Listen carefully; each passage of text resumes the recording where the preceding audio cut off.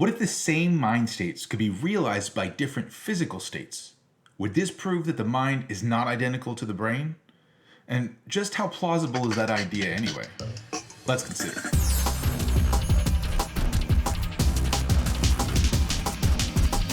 Hello philosophers, I'm Chico. Welcome to the Philosopher Show, where we consider the greatest questions of human history. In the last few videos, I've looked at a view called psychological physicalism.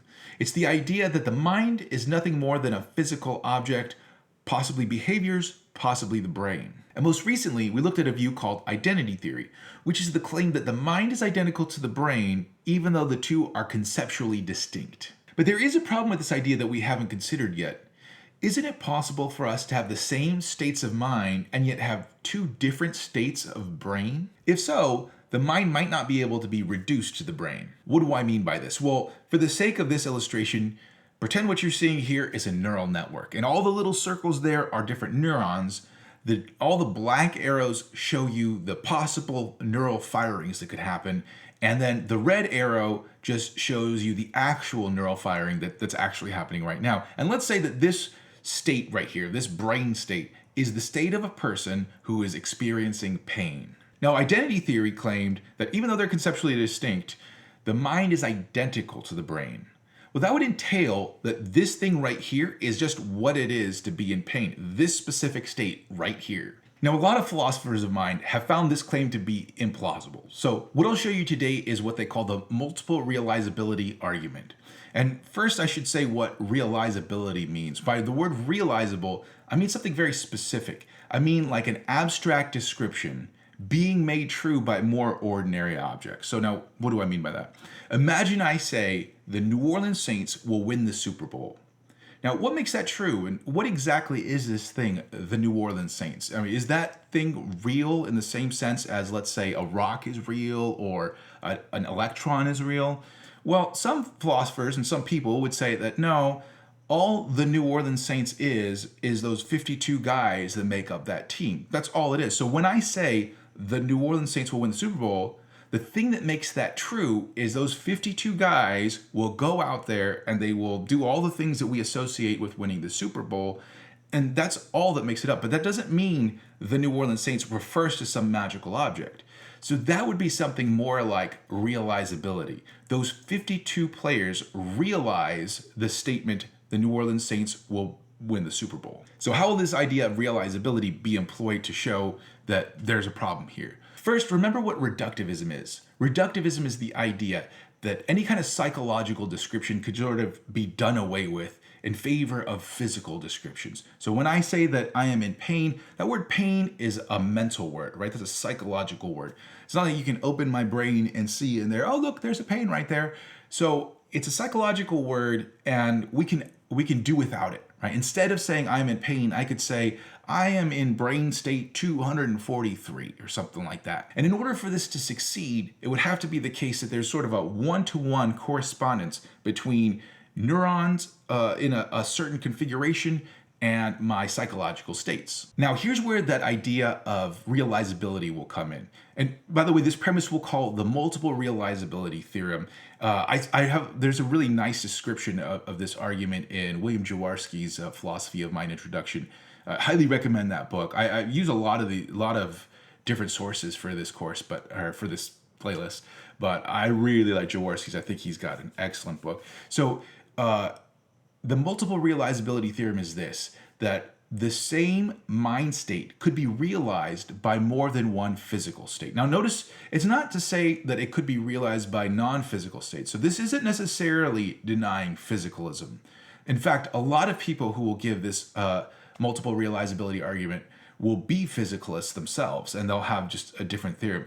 What it does do is reject reductivism, right? What it does say is that there isn't this one-to-one correspondence between mental and physical. So we can't have this sort of just doing away with mental descriptions in favor of the physical descriptions. So reductivism is false, and if reductivism is false, then identity theory is also false. Now, of course, the multiple realizability theorem is the one that most people are going to have issue with. It's the one that people are going to have to, philosophers who are giving this argument are going to have to argue for. There's a number of ways that they do so. The first one we'll talk about is the argument from evolution. And it's I have to say, this one is one of the more wacky ones, but the idea is this. Psychological states are adaptively beneficial, right? So we evolved our psychological states, our minds, in other words, because they helped us to survive. And likely, this is the claim, likely there are aliens in the universe, likely life has evolved somewhere else in the universe. And since it's an adaptive benefit, then in those places where life has evolved, likely these aliens have evolved minds as well, but they likely didn't have the same kind of setup that we have here, right? So their brains or whatever they're going to use is going to use different stuff. It's going to have different configurations, and yet likely we'll have the same kinds of mind states, right? We'll be able to say, I'm in pain, you're in pain too. So, but we have different brains, right? So we'll have the same kind of mind state, but two different kinds of brains. Now, I say that this argument is on the wacky side, and it's not because I'm not claiming that there aren't aliens or that it's impossible for there to be aliens. I'm not even saying that it's implausible or improbable that there are aliens. But to hang this argument on the idea that it's very probable, highly probable that aliens exist and that they have minds, I mean, that's a big statement to hang your hat on, right? If that's what this argument hinges on, it's not going to work for a lot of people. A second argument that people will give here is an appeal to artificial intelligence. Now, I should say right off the bat that that word artificial intelligence means something very different than it used to mean, like, let's say in the 90s. Today, when you say artificial intelligence or AI, you usually mean something like, I have a search engine, and that search engine is programmed to reprogram itself whenever certain links are clicked. Then it looks at that and says, when this person typed this in and they clicked on, let's say, the fifth link, and the fifth link was about ice cream cones, that's the kind of stuff that people are actually looking for. So next time they type in, let's say, fun time ice cream, that's what I'm going to show them, is those kinds of things, ice cream cones.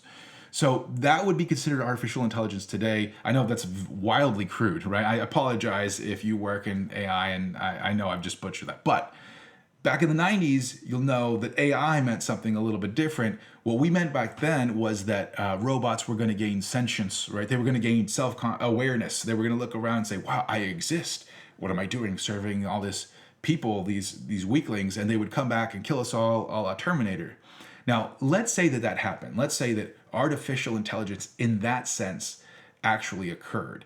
That would mean that these robots had mind states. So let's pretend the Terminator comes back to assassinate me, and first thing I say is, let's hey, let's go out and let's go skateboard. And so the Terminator sits there and pictures a skateboard. And let's say that I'm also picturing a skateboard, and pretend we're picturing the same skateboard, right? And same exact image. I don't know, maybe we saw it on the ground or something. Now, notice that we're in the exact same mind state, and yet we have two totally different types of physical states, right? My brain is totally different than his, computer brain processor, CPU. I'm just throwing words out now. So totally different things, and yet the same mind. Again, multiple realizability argument, that's a crazy word, huh? But multiple realizability argument, the fact that we can have the same mind state but two different physical states mean that we can't just reduce the mind to the physical state, right? Otherwise, we wouldn't be able to distinguish between, these would be two different mind states if we could do so. Now, this argument is an interesting argument. However, nothing like that has ever happened, right? I mean, we haven't developed self-aware. There's no androids. There's no CP3POs walking around. Those things don't happen. So to appeal to that as an argument is a logical fallacy called appeal to the future. You don't get to say the evidence is coming, just wait for it. Sorry, right? You have to have the evidence right now to argue for it like that. But another problem with this, I think, is that there are some arguments that such a development of consciousness is not possible. And I'm talking here about stuff like Chinese room argument of John Searle. If you're not aware of that, then I'm going to cover that later on in this playlist. Yeah, I am personally kind of convinced of that. Like, I don't think that computers just get incredibly complex and all of a sudden they gain a mind. I do think, that's not to say that different kinds of brains aren't possible. I wouldn't claim that, but to gain awareness in that way. I don't know, that seems kind of sketch to me. A third argument people will give is an appeal to brain plasticity. So here is what that is. Imagine you are in an accident and you get brain damage, and all of a sudden the part of your brain that, let's say, controlled your hand waving is damaged, and no longer can you hand wave. You can do everything else, let's say, but you can't wave your hand. Well, it is the case, and not exactly like this, not even close to this, but it is the case that there are other parts of your brain that can take over for that damaged part of your brain, and now all of a sudden those parts can take the job of the hand waving, right? They can get the right kinds of connections together. Now, it's not like you can just totally take your brain and totally rewire it in whatever way you want. This is very small changes that can take place. But the idea here is that, different brain states can do different functions. So let's say one of the functions of your brain is, to produce some kind of mind state, and that part of your brain gets damaged. It should be able, on this brain plasticity idea, to be taken over, have its job taken over by a different part of the brain.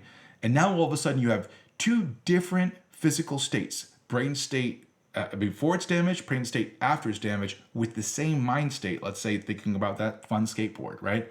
You have the same thought, the same exact mind state, but two different physical states. That would mean that you can't reduce mind states to physical states. Now, a big problem with this argument is that I'm not a neurologist, so I'm not a neuroscientist, I'm not a neurotic, I don't know. But so I can't speak to these kinds of things, but apparently the kinds of parts of your brain that can take over for other parts, that's not the kinds that are in charge of mind generating parts. I don't know, something like that. So that's not gonna work. I can't speak to that authoritatively. What I can speak authoritatively about is the fourth argument, which is really a family of arguments, conceivability arguments. Now, we've already kind of talked about these earlier in this playlist. If you don't remember about those, go ahead and go back. There are some questions on conceivability arguments, but the idea is this: we can conceive of the mind in different physical states, or being attached to different being realized by different physical states. Therefore, it's possible, and therefore you can't reduce one to the other. So one genre of conceivability arguments I think are kind of wacky, and that would be the sci-fi ones. So you can picture in your mind aliens from Star Trek that have, totally different brain structures, but can also experience pain. Or especially Star Trek, and then the Green Lantern Corps has a gaseous alien creature. Yeah, so picture that, like a gaseous alien that has thoughts and experiences pain just like we do. So they have the same mind states, but would have totally different physical states that realize those mind states. Now, I say that those are wacky. I think this is one of those places where conceivability arguments break down. Sure, we can conceive of it, but that doesn't mean that it is actually possible. However, I do think there's a different form of conceivability argument that is legitimate, and I can't explain why. I can't explain really well the difference between the two. But imagine that somebody gets one neuron damaged, okay? And a scientist comes along and creates a replicate silicone neuron that is just going to be a prosthetic, right? Is just going to do the job that neuron did. And let's say another neuron gets damaged, and of course the scientist goes in there, plugs in a new prosthetic, and then another one, so on and so forth, Shipathesia style. All of a sudden one day you wake up with a brain full of nothing but prosthetics, nothing but silicone imitation neurons that do the same job that your neurons are doing right now. Well, it seems like that if one neuron wouldn't make a difference, you would still have the same mind state, and then two neurons wouldn't make a difference, and three neurons. Then once you've got all the neurons gone, now all of a sudden you'd still have the same mind states that you had when you had a regular human brain, only now you would have a totally different physical thing in there. So I don't know if that is convincing, then it seems like we could have the same mind state in two different physical states. Now, one objection that reductivists and identity theorists could throw out here is that, when you're using terms like pain and brain states here. You're being very, fast and loose with these things. These ideas are not fine-grained enough just yet, right? It's not the case that you're using this word pain. It's just covering a ton of stuff, right? I mean, there's all kinds of pains. You can have pain on your top left pinky toe or something like that, right? You can have pain all over the place, different intensities of pain, whatever. So it seems like if we are going to equate any kind of pain whatsoever with a specific brain state, well, then of course, it's never going to be the case that just one brain state covers all the different kinds of pain. So the objection goes, if we were to get fine-grained enough, if we were to be able to say, let's say label every single experience of pain, every single thought, let's say we numbered them all and we numbered out every single brain state, and we could say then, okay, brain state 1 billion D and 35 relates to pain state 2. And so that the idea here would be that there would be some kind of isomorphic one-to-one relationship, and then we could really reduce the mind states to just the physical states. We could say that's all that they are. I do think, and I think a lot of philosophers agree, that this is a pretty implausible idea. The idea that you have an exact same number of brain states that you could have number of psychological states. And I realize it wouldn't cash itself out exactly like that. But I mean, even just thinking about like when I was a kid, I had thoughts of Optimus Prime. Today I have thoughts of Optimus Prime. Same mind state. I'm sure a little bit different, of course, but it seems like the difference between my brain as a child and my brain right now, it wouldn't like perfectly match up with that thought being just a little bit different. That seems like kind of a big pill to swallow there. So it seems implausible for a lot of philosophers to buy off on this one-to-one realizability. Now, let's say that this objection is a little far-fetched. Let's say that the multiple realizability argument goes through. What does this prove? Well, it doesn't prove that physicalism is false necessarily. I mean, you could go that route. You could reject physicalism. You could say, I've had enough, get me off this train, this is crazy town. But another thing that you could do is to go just reject reductivism. Remember, reductivism was the idea that psychological discourse is just physical discourse in disguise, or is just can be done away with in favor of physical discourse. So when I say that I am in pain, what I could say instead, and what would be more correct, would be to say that I'm in brain state 243. Well, this would be to say not necessarily that there is this mind different from the brain, but whatever it is that we call pain, we can't just call that brain state 243, because there are other things out there that could have that same mind state, or we could call them by the same word, mind state. It could be something that is useful for us to do, So let's say I have a being that looks just unlike me. Yeah, not like me, just totally unlike me, brain structure totally different, and yet it has, a face and it's able to wince when it gets stabbed or something like that. And I say, what I typically call pain is what I'm going to call pain for you, and that's going to be very helpful for me. But it's not to say that we have mind states, that we're actually experiencing these things. That is another possibility for philosophers of mind. So going forward, we'll look at two different theories of non-reductive physicalism. Philosophers that say that the only thing that exists are physical things, that physics can cover all kinds of explanations, and yet that description of physical description can't do all the jobs that we want, right? Their psychological discourse will still need that. We can't get rid of that. One will be called type token theory. The other one will be called functionalism. We'll get to those very soon. But if you have any questions on this argument, then please feel free to hit me up in the comments. Also, please don't forget to like and subscribe. Super helps my channel to grow. And that's all I got for today. Adios.